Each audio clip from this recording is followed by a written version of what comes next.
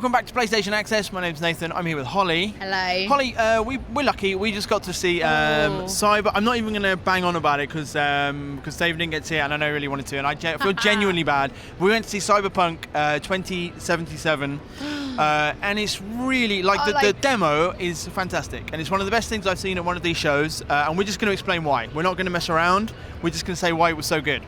Okay, so character customization. Yep. I mean, that's my the fact that a CD Projekt game, because I love as much as I love Geralt in The Witcher. Yep. The fact that I can now put my own character in it. In this particular one, we played as a female character. Yes. But you could pick loads. You even had to build your own backstory. Yeah, that was really interesting, and I think that speaks to the kind of the depth of the experience that's going to be in there, even though it's a custom character. So I guess take a step back. If you don't know, Cyberpunk 2077 is the next game from The Witcher studio, CD Projekt Red, from Poland. Obviously, the expectations are enormous, and so when you go in there and they tell you this is an RPG that we're making, but you can make your own character, and like Hollie said, it's not just cosmetic. You have to choose who their childhood hero was. You have to choose, what city they grew up in, and that kind of stuff then is going to be, going to inform elements of your playthrough later on. Yeah, it was childhood. You just pick one of three options. Life event, one of three options, and then why you were in the city itself. Yeah. So the city is kind of like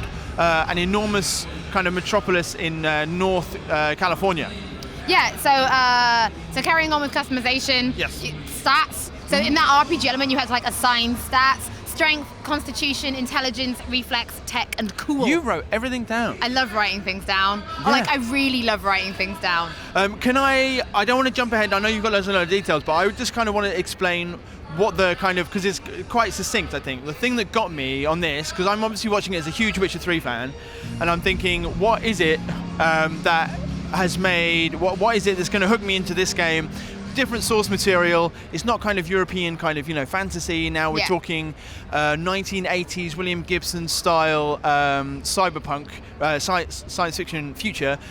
What is going to get me, and what got me was it's first person, so they showed quite a lot of gunplay, but it was the way the world was realised. All right, that's the thing that I've come away being super excited about. It was just so fleshed out. I can't give it. Yeah. So the city itself that you're in, it's Night City. It is 6 main districts, which will be City Centre, which is the heart, Neon, very luxury, Watson, Westbrook, Haywood, Pacifica, and San Domingo. When did you write all this down? Yeah, okay, yeah, but that is true. That is true. But each one of them is very, very distinct. And you might go down to Haywood, which is massive suburban housing. Pacifica, which is really, really dangerous. This is where the gangs are. Okay. And just the people that move through them, the way they're dressed, the way they talk. So and this is, I guess, we have to say, as they said, it's work in progress, and it's a target of what they want to achieve with the full game. And I have to tell myself that, because if they get anywhere close, I'm super hyped for this, because you go to Novigrad in Witcher 3 and I'm like, hey, they've made a city, this is cool. And obviously the style is different, but the intent, making it so it's full of different characters who are filling up a place. They said bustle, and I was like, yeah, bustle is exactly the right word for when you want to make a place feel kind of organic and alive. And whether it didn't seem to me like they were on enough of a fixed path in this demo to have made it so that it only looked like that. Yeah, it looks I think that's what it's like. For the bit that they've built so far, at least, they've achieved something really special about how the city kind of feels to move through. But it also had the suffocation of that dystopian sci-fi future where the cities are tall and you're in large complexes and the neon is blinding. Dude, and the streets are dirty. And that's my thing, right? That's the other thing. Jam. That's what. I tell you what, this ground has been gone over a lot, and sometimes well, and sometimes not so well. And a lot of this style came from, pre-Blade Runner. There's an illustrator called Moebius, and he used to work on a magazine called Heavy Metal, and loads of kind of really influential science fiction illustrators came through there. And this kind of style, like you said, the layered, vertical kind of... everyone's had to go up. Dystopic, and this grime at the bottom, and there's flying cars, and that goes into the fifth element. It goes into Blade Runner. This has been done, right? So I was kind of watching this just going, and it's been done really well in games like Deus Ex and whatever. So I was going into this demo going, there is so much scope for this to not be that impressive. But it's got an edge to it and an originality to it, and like I said, it's just so well realized that as like a fan of this stuff, and I was ready to be like, I have seen this before. I'm like it's not, completely groundbreaking, but it's done so well that I am pumped for it. And then even then, so we just talked about like what it's like, and it's the bustle and it's heavy, and then you get in a car and you realize you can just drive through the whole thing. And the car reminded me quite a lot of Knight Rider. Yeah. And I know that might not be what they were going for, but I was pleased. But there's also going to be motorcycles. Yes. And there will be car combat. You can actually blow cars up. It's like damageable cars. I mean, the fact that you can freely explore the entire world in a car, I don't know why it surprised me. I guess because I figured because when they're so dense, you normally just walk through them in games. The fact that it must be so dense but so big that you need to take a fast vehicle through it. Exactly. Yeah. So if they pull it off, the thing is, there was so much detail in the gameplay demo that we saw. It's 50 minutes long. Yeah, it was. And it involved our character V, who's kind of a mercenary, and I picked up on kind of Geralt-esque vibes in as much as we were told about the background of the character, not interested in kind of being in anyone's gang, really. Doesn't want to be part of this faction or in the corporation, incredibly independently minded. And I was like, oh, okay, like I can see how that kind of character lends itself to this kind of fiction, and also has like this thematic through line with The Witcher. And then you get the dialogue trees again, and they seemed even more in depth again. So for example, I could be talking to a character and there could be another character in the room, and the dialogue tree would allow me to switch, and then it would give me a different dialogue tree. So even if this person was the one talking to me, I could engage this character or this thing, and then completely change the way that conversation went. It was so in depth. And that kind of choice was kind of playing out in the. They led us through kind of a quest path of like 3 or 4 quests. Yeah. And the idea was, we did an opening mission, and then there was kind of a crime boss who kind of we were brought to their attention, got offered a job with them, but to prove ourselves, get us a bit of equipment we need for the job.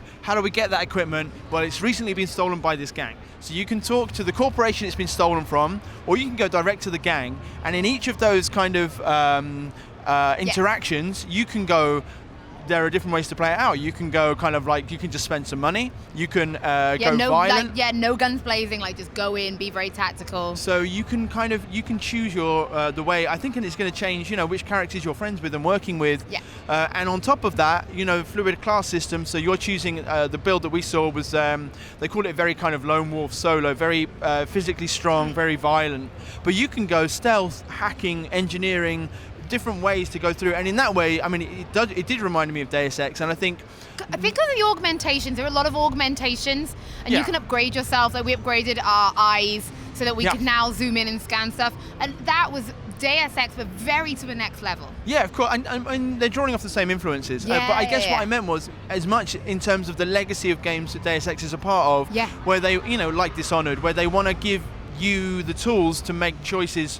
And to put loads of kind of, don't kill anyone in this level if you don't want to. Yeah, so we got locked in a room, and one of the many, many ways to progress was we could hack it because we had a high enough hacking skill. Yeah. And if you didn't, that just wouldn't have been an option. You just wouldn't have been able to do it. And talking about the hacking, stuff that really kind of blew my mind was one point non-violently took down, it was reasonably violent, non-lethally took down a gang member. Hacked into their brain, and then because you can literally, like, everyone's got like a plug, like a little like cable you unplug. We're and all plug plug and play now, head. And then once you're into that brain, you access every network that brain is. So you could then see the gang hideout, all the security, and we unlocked different hacks on our own body, and then went through the rest of the level like more advanced. So we hacked out the Mantis blade. So everyone knows the original, the only ever announced trailer of this. Yes. Yeah. We actually hacked someone so their gun was going to jam.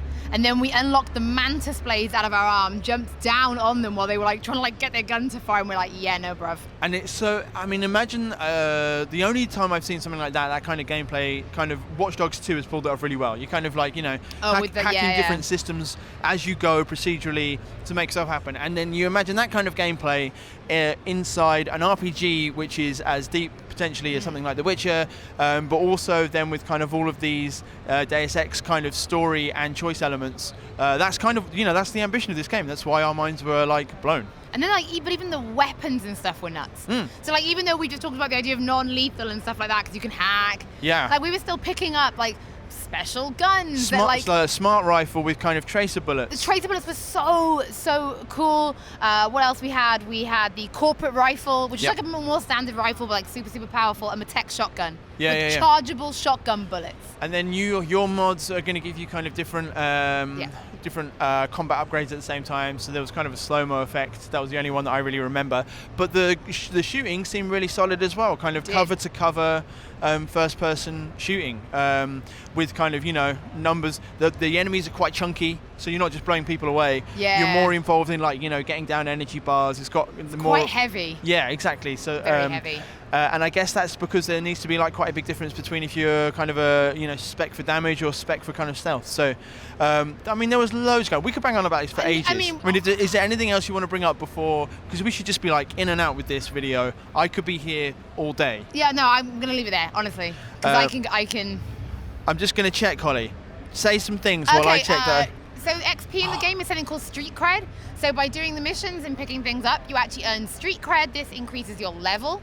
By doing this, more sort of quests will unlock in the games. For example, you live in an apartment and you can wander around your apartment. This is where you pick up your jacket. The different jackets you wear have different kinds of the apartment was so cool. It was like everything from every sci-fi film I've ever wanted, realized that it was so cool. Money is called eddies, which I like. It's called eddies.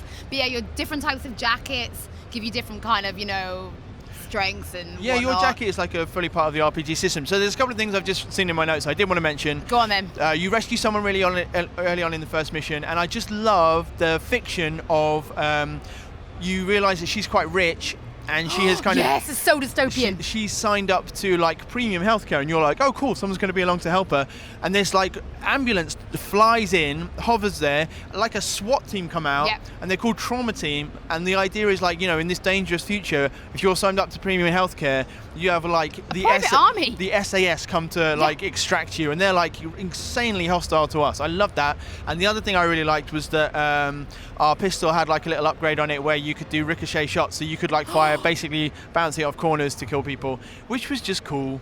Just cool. You know what? I think that just sums it up. It was Cyberpunk 2077. It's just cool. It's just cool. It's every dystopian sci-fi everything ever rolled into one, and that I can explore at my own pace. Yeah. People have got crazy augments. The visual kind of style of it's amazing. The visuals. I'm doing what I said I wouldn't do, Holly, which is just rant about how good I found that demo. But it's nice to find a game where you just love it so much you can rant. Maybe we should just do that off camera now then. Yeah, all right. Yeah, we'll say goodbye. Look, I hope you enjoyed this video.